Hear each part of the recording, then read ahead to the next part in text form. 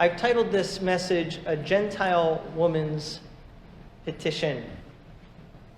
And the title there, just to clarify everything, it's Gentile, not genteel. There is a difference in what that means. It's Gentile, and her petition means that is an earnest request. I know the word can also mean a formal written request, but she doesn't write anything here. It's just an earnest request. But what we're seeing in this story is that Jesus is going into a new region. And if you look at the entire book of Mark, just kind of an overview of it, you'll see here in the overview that I gave at the beginning that we're now kind of here on the third point. But it's really, you could also say, if you consider the prologue and the postscript to be kind of just the beginning and ending, that in the middle portion of the book, the body of the work, that this is really the second section of the book of Mark. This is the kind of the second part of Jesus' ministry.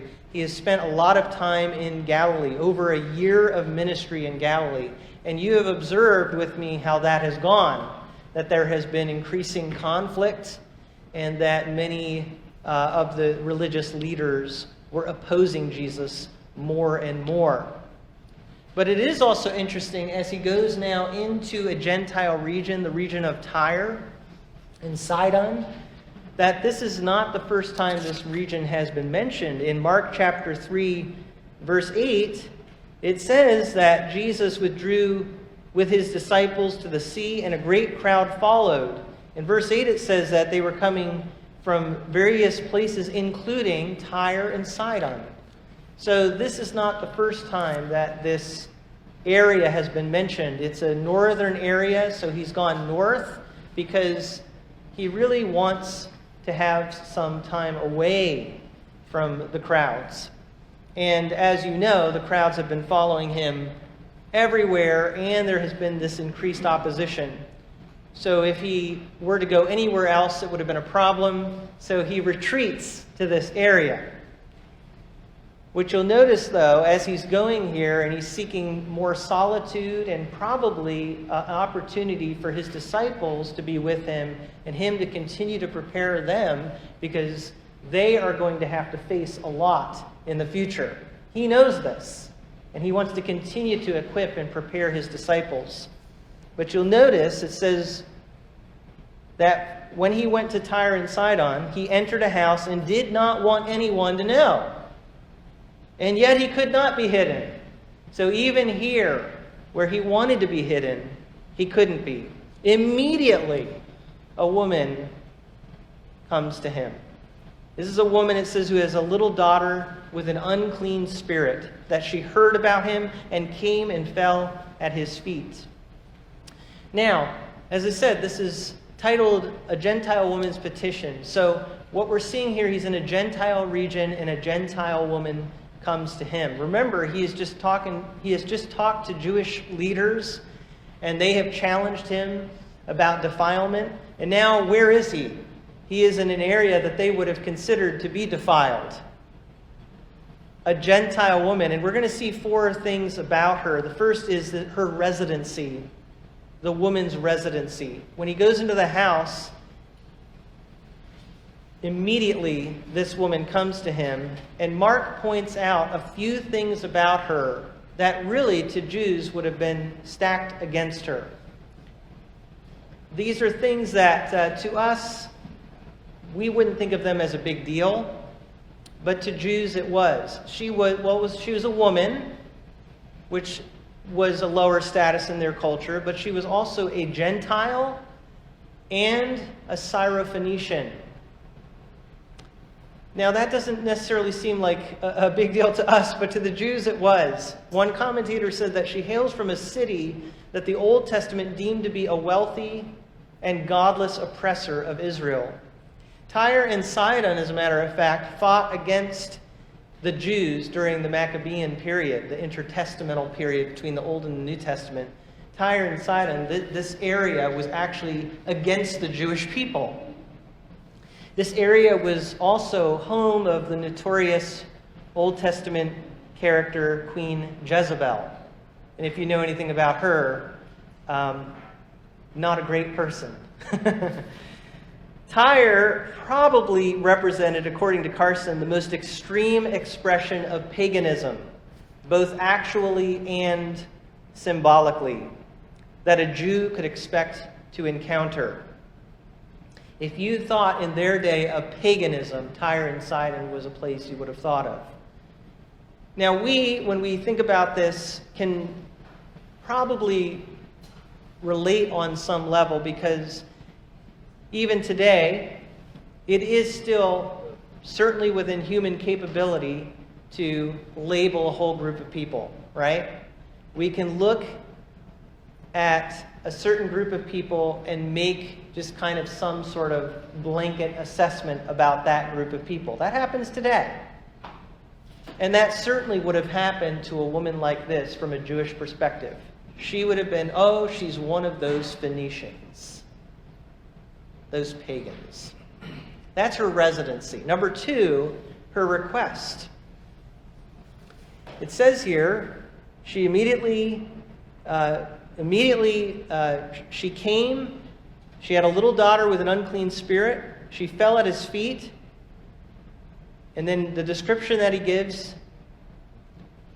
And she begged him to cast the demon out of her daughter. She begs Jesus to cast the demon out of her daughter. Her daughter has an unclean spirit. Now, this is a really important focal point of this story, because here this woman who has this stigma comes to Jesus and she's begging him, please help my daughter. She has this unclean spirit. What do you think Jesus would say to her? If you've never read this story before, what do you expect Jesus to say to her? I think most of us, when we think of Jesus, we think of him as always being quick and ready and willing to say yes to people. She comes to him and she says, my daughter is in dire need. Please help me. But here is what we read. He said to her, let the children be fed first. For it is not right to take the children's bread and throw it to the dogs. You hear what Jesus is saying? He's kind of saying no, or at least not right now. He uses an analogy to say that he has people that have to be fed first. Right? So he's using this analogy, people to feed first. He says it's children before the dogs. Now what's interesting is, it was common for Jewish people to refer to Gentiles as dogs. But often the word that they used was talking about a feral mongrel that you would see on the street. It was a certain kind of a word that was derogatory. But when Jesus says here the word dog, it's a slight variance of the word. It's talking about a little dog that was something a person would have as a pet. So instead of using the derogatory term for dog as Gentile, he actually uses somewhat of an endearing term, and yet still, to our modern sensitivities, he is kind of putting her in some way as second class here, right? Because he's saying, I have to feed the children first before the dogs, the little dogs. It's not exactly the kindest response that one would expect. But listen, God doesn't owe us the response we expect. Commentators agree, though, that it is a test of her faith. The reason that Jesus is doing this is actually really to test and to see how she will respond. In some ways, Jesus is upholding what might be expected by saying that I have to feed children first before little dogs. Although I would argue that Jesus is doing so with much less condescension. But still, he is saying, I have to feed the children first. So it's somewhat second class in the way that he's putting her. So by doing this, it's a question now, the ball is in her court. How will she respond to this with the knowledge that she has about Jesus? Now, people from this area had heard about Jesus, and that's why she came to him, because she knew that he was the one who could help her. She lived in a pagan area, and as one commentator pointed out, it's very likely that she would have been worshiping idols and seeking them, but you can see why demon possession would have been common in their area with all of this idol worship, false worship.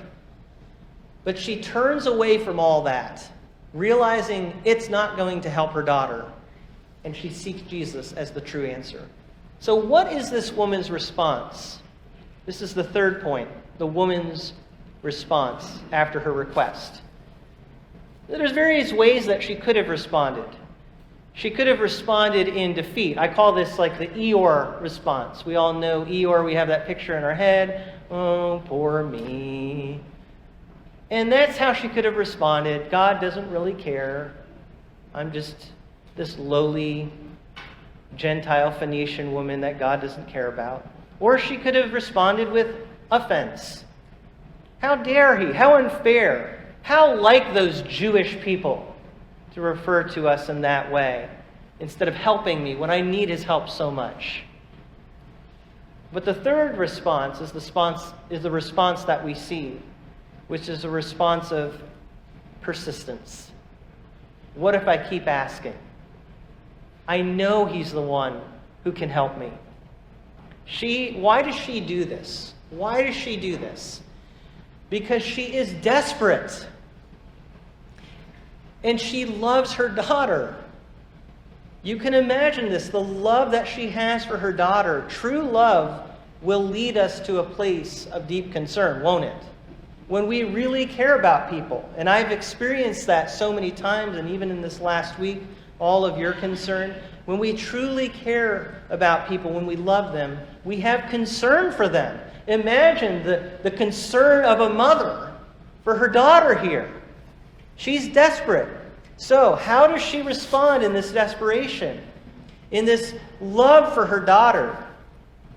Well, actually, what we read is, verse 28, she answered him, after he says the children have to be fed first, she says, "Yes, Lord. Yet even the dogs under the table eat the children's crumbs."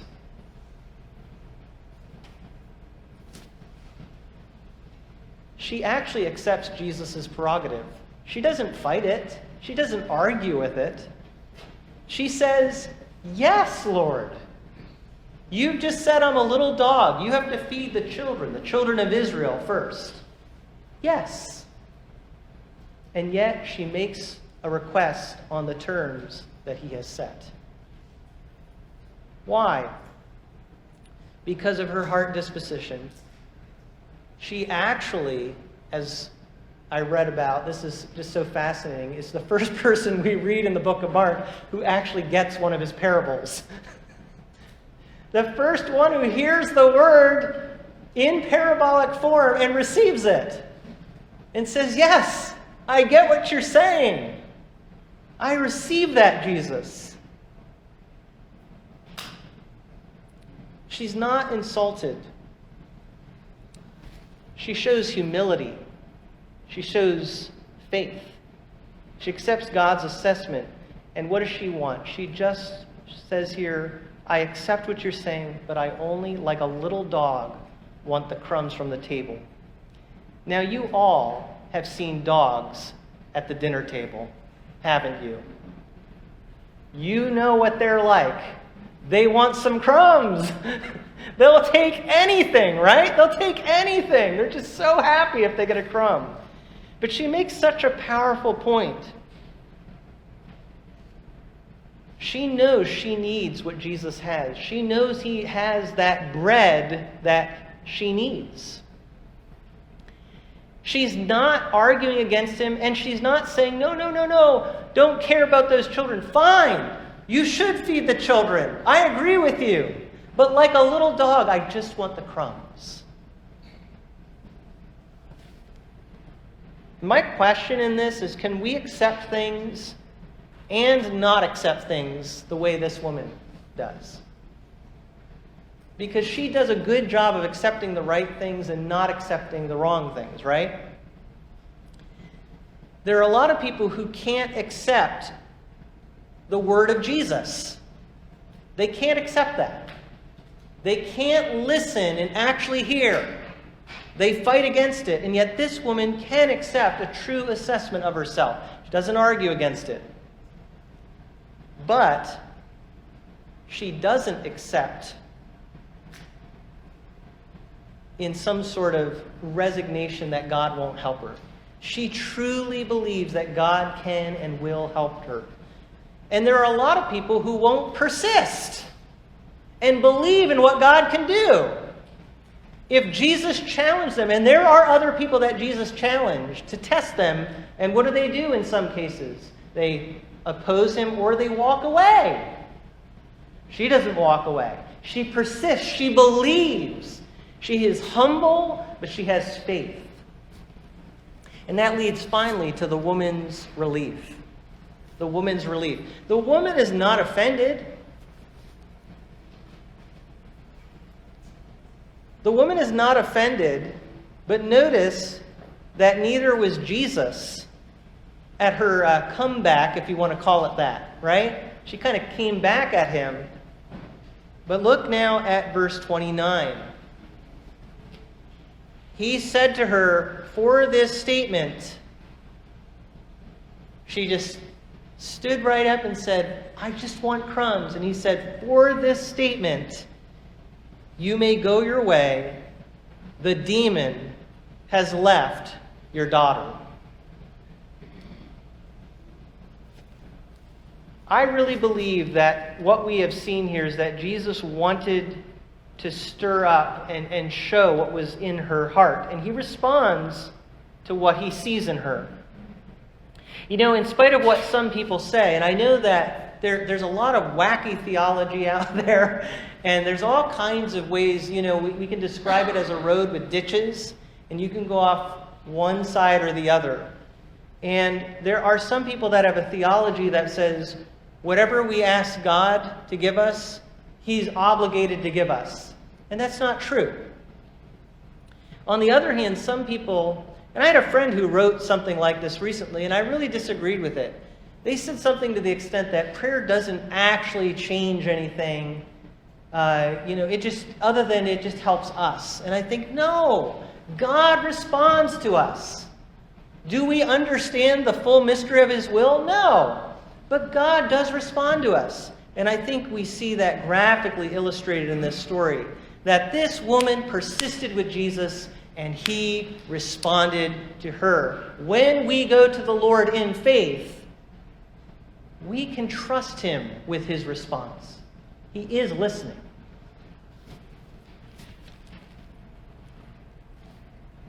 So in spite of what some people say, God does respond to us, but we also see this, that it is not based on status. It is not based on something external. This woman, status-wise, the Jewish people would have thought she's undeserving. She's not going to get anything. But God doesn't answer us based on our status, but based on our approach to him. And what does Jesus do? He says, the demon has left your daughter, and she went home and found the child lying in bed, and the demon gone. I love this because, again, this tells us something about how we can think about these spiritual realities. There are some people who think that the only way to deal with demonic activity is you have to do some sort of ritual or you have to do some sort of physical interaction. You see the power of Christ here. He didn't have to walk miles to her house. He says, the demon's gone. And when Jesus says the demon's gone, it's gone. Praise the Lord. That is the power of Christ. And she went home, and she saw that it was true. The child is in bed, with the demon gone, fully healed. And that is her relief. She was a Gentile resident. She requested from Jesus. His response wasn't at first what she wanted, but she responded with humility and faith, and therefore God responded to her and she was relieved. So to think about all of this today, think about the great example from a Gentile woman. This is not someone that people would necessarily expect to be a great example. Sometimes the greatest examples, though, are found in the least expected places. Right? I mean, shouldn't we have seen greater understanding and faith when Jesus is around all the people who grew up with the Scripture? Who grew up reading about it and learning about it in the synagogue? He goes to this pagan place. And then we see someone who responds in great faith. And as Jesus said, many who claimed the way to God had hearts that were far from God. And here this woman in a place that could be considered far from God drew near to God. We have here a woman that the Pharisees would have regarded as unclean, far from God. Remember, they were the ones challenging Jesus about his disciples being defiled. Think of how they would have looked at this woman. Very defiled. But what did Jesus say? It's not what goes into a person that defiles them, it's what comes out. And they were whitewashed tombs, a lot of them. Looked outwardly good, but inwardly it was decrepit. This woman outwardly appeared to them as unclean, but inwardly she had what was most important. The disciples were learning from Jesus here. And it was later on, we read in the book of Acts, as God began to work through the power of the Holy Spirit and the gospel being spread and the growth of the early church. Peter, the apostle, goes to Gentile people. And he's preaching among people that are not Jewish. And he sees that God begins to work in them. And Peter began to speak. I now realize how true it is that God does not show favoritism, but accepts from what? Every nation, every nationality, every ethnicity. To us, we can just take that for granted. But in their day, they had a very ethnic-focused way of looking at things. And Peter is saying, I can see God does not show favoritism. But from every nation, he accepts from every nation the one who fears him and does what is right. So the question ultimately, and we see the example here in this Syrophoenician Gentile woman, is how do we respond? Because God responds to the right approach to him. And this is what we have seen, and I'm going to reiterate it in closing. Humble faith. Humble faith. One of the things that we see is that this person was desperate. And I know we don't like being desperate, but sometimes being desperate is the best place we can be. Because when we're desperate, often that's when we're actually more humble. So I know some of you sitting out there, you don't want to be desperate, but God can use that. He used that in this woman's life, her desperate situation, to help her to be humble enough to come to Jesus and to bow before him. And in our lives, all of us need to do that. It's humble. We see that in the way she accepts her position. When Jesus says, I have children to feed first, she agrees with him. She doesn't say, no, I'm better, I'm worthy. No, she says, I'm not claiming this based on worthiness, Jesus. I accept what you say about me. She's humble, but she is filled with faith. She persists in her petition. She accepts her position, but she is persistent in her petition. May we follow the example of this Gentile woman in her request, her petition to the Lord.